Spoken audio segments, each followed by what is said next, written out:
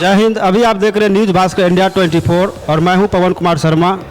अभी कुछ दिन पहले दौलतपुर में भीषण आग लगी थी, जहां लोगों का बहुत ज़्यादा नुकसान हुआ है। आज हमारे सिंहेश्वर विधानसभा के विधायक श्री चंद्रहास चौपाल जी आए हैं और इन्होंने वहां का दौरा किया है और इनसे जानेंगे कि वहां का क्या माहौल है, लोगों का क्या स्थिति है। जय हिंद सर। धन्यवाद सर, अभी आप वहाँ दौलतपुर में गए थे, वहाँ का क्या माहौल है सर? नहीं, वहाँ बड़ी दुखद माहौल है। तो हमको लगता है कि 200 घर दलित परिवार, महादलित कहा जाए, उनका है, जिसमें 76 परिवार प्रभावित हुआ है।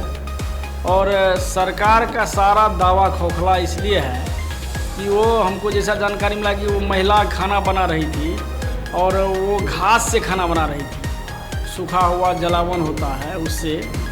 और जब सरकार डबल इंजन की सरकार है, वो उनका कहना है कि हम गैस सिलेंडर फ्री में देते हैं, तो सिलेंडर का दाम 1000 रुपया है। गरीब आवाम आदमी कहाँ से खाना बनाएंगे उस पर?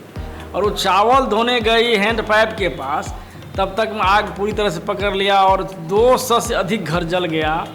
76 परिवार प्रभावित है। न खाने के लिए उन लोगों के पास अनाज है, न पहनने के लिए वस्त्र है, एक भी कागजात नहीं बचा। जितना भी अन्न था जल गया, सारा सामान जल गया, मवेशी जल गया, भैंस जला, गाय जला, बकरी जला है, साइकिल, मोटरसाइकिल, जो भी धंधा करता सारा सामान उनका जल गया। और सरकार के कोई भी यहाँ के वरिष्ठ मंत्री, न MP आए हैं, न लगातार विधायक बनने वाले यहाँ के स्थानीय विधायक तक नहीं आ जाए हैं। और हमको जब परसों मालूम हुआ तो मेरा लड़का का तबीयत ख़राब था, उसको लेके हम इलाज में थे। हम वहाँ से आके कल ले आ रहे थे तो कल बोले SDO साहब कि नहीं सर, यहाँ रामनवमी का जुलूस निकलता है 5 बजे तक, तो आ जाइए। और संजोग SDO भी आए, वहाँ प्रभारी CO हैं वो भी वहाँ थे और शिविर चलवा रहे हैं। हम DM से भी बात किए थे, आज लगाए तो संजोग DM साहब प्रेस कॉन्फ्रेंस कर रहे थे या VC कर रहे थे, तो फ़ोन नहीं उठा।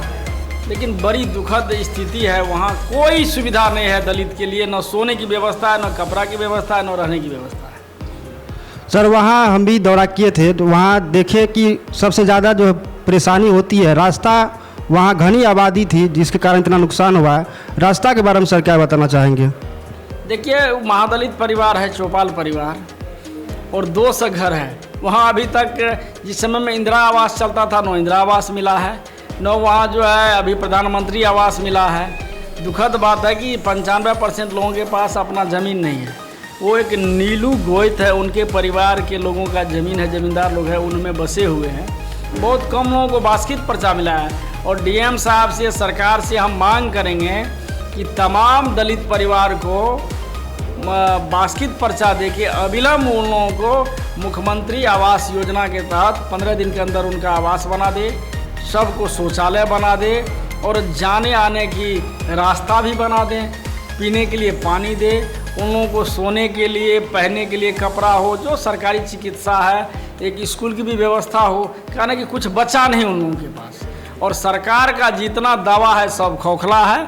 सरकार अपना पीठ अपने थपथपा रहे हैं।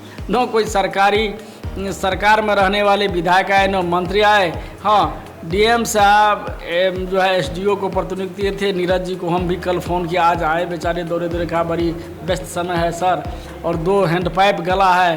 हमने कहा कि और गलवा दे, तो 5 का आश्वासन दिए हैं। हम कहे कि हर हाल में उन लोगों को 5-5 बोरा गेहूं चावल दिलवाइए जन वितरण प्रणाली से।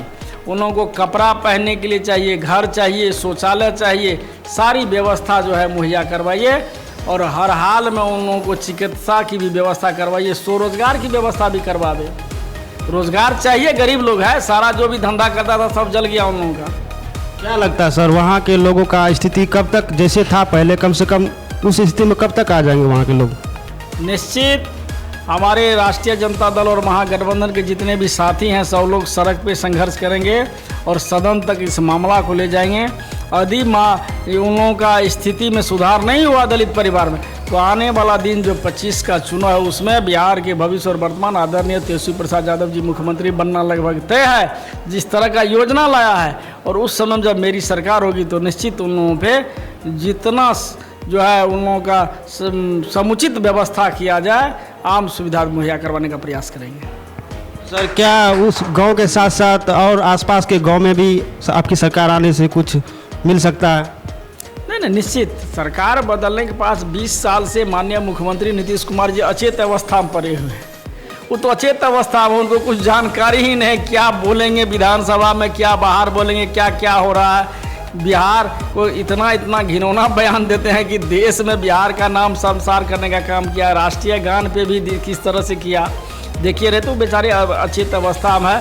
कुछ लोग मंत्री बन के उनका गलत बेनिफिट ले रहे हैं। आज भवन निर्माण विभाग के इंजीनियर के यहाँ 800 करोड़ की राशि पकड़ाती है। संजीव हंस के यहाँ खरबों रुपया पकड़ाता है। सरकार कहाँ सोए हुए?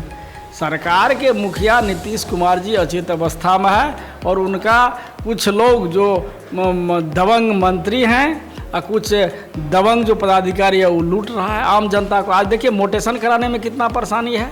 आज स्मार्ट मीटर लग रहा है, गरीब आदमी को बिजली देने के लिए उसको पैसा नहीं मिलता है, स्मार्ट मीटर लगा के उसको खून चूसने का काम करेगा।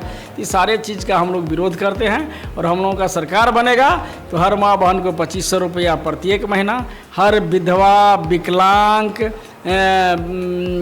और वृद्ध जन को 1500 रुपया प्रत्येक महीना वृद्धा पेंशन और 200 यूनिट बिजली फ्री, 500 में गैस सिलेंडर, डिमोसाइल नीति लागू करेंगे और स्वरोजगार की व्यवस्था करेंगे। सर क्या ऐसा नहीं लग रहा है कि नीतीश कुमार जी को अब पॉलिटिकल से या राजनीति से थोड़ा हट जाना चाहिए? तीसरी बार मुख्यमंत्री बने हैं और बिहार में उस तरह का कोई सुधार नहीं देखा जा सकता है। 8 बार मुख्यमंत्री का शपथ ग्रहण लिए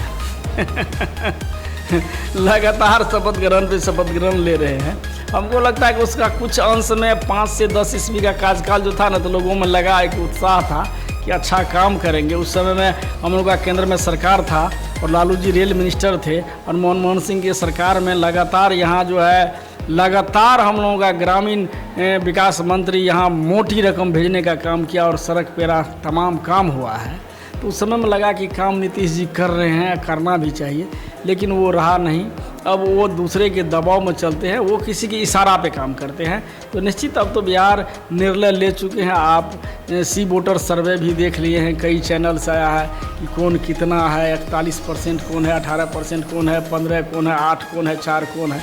इसमें कहने की बात नहीं, आम आवाम लोग मोबाइल पे देखते हैं। तो निश्चित लोग चाहते हैं कि हमारे नीतीश चाचा बूढ़ा हो गए, 80 साल की अचेत अवस्था में पड़े। एक तरफ नौजवान है जिसके पास विजन है, रोड मैप है, किसान का आय दोगुनी करना था, 22 तक में कहाँ हो। कहीं न कहीं सर बिहार के लोग भी मतदान के समय गलती कर जाते हैं, हमें जहाँ तक अंदाजा लगता है। हम लोग तो युवा है, हमारा अभी एक अभियान चल रहा है क्या बोलती है पंचायत, उसमें हम लगभग 10 गाँव का दौरा किए, जहाँ पे कोई ऐसी नहीं हमको सुनने को मिला जो सरकार की तरफ से कुछ ज़्यादा हुआ है, कोई खास सुधार नहीं हुआ अभी तक, इतना दिन होने के बाद भी। निश्चित यहाँ दलित, अति पिछड़ा, अल्पसंख्यक तमाम लोगों को जगना पड़ेगा, बेरोजगार को जगना पड़ेगा, माँ बहन को जगना पड़ेगा और छात्र नौजवान को जगना पड़ेगा।